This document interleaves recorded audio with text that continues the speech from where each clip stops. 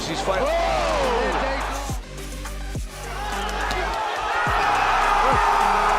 Transforming every calorie into raw, unbridled power.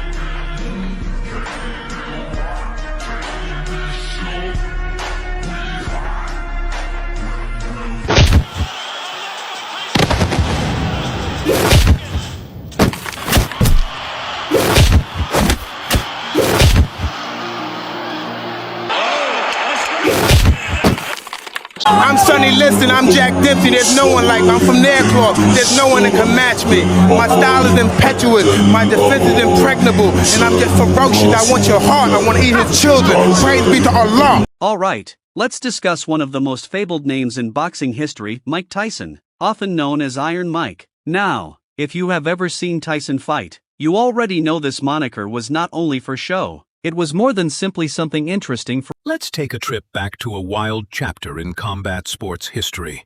A time when a man who looked more like your uncle at a barbecue than a professional athlete was knocking people into next week.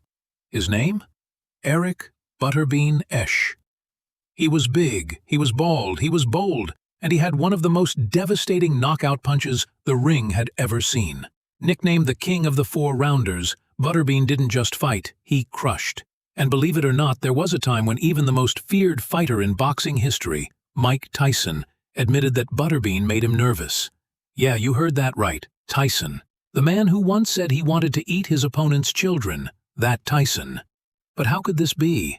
How could a man who looked like he came straight out of a diner in Alabama have the Iron Mike Tyson second-guessing himself? Buckle up, because we're diving deep into the wild, the unpredictable, and the absolutely unforgettable story of ButterBean, the fattest knockout artist the sport has ever seen, and why Tyson never wanted to be on the other end of that power-packed punch. Let's set the scene. ButterBean wasn't your typical heavyweight boxer.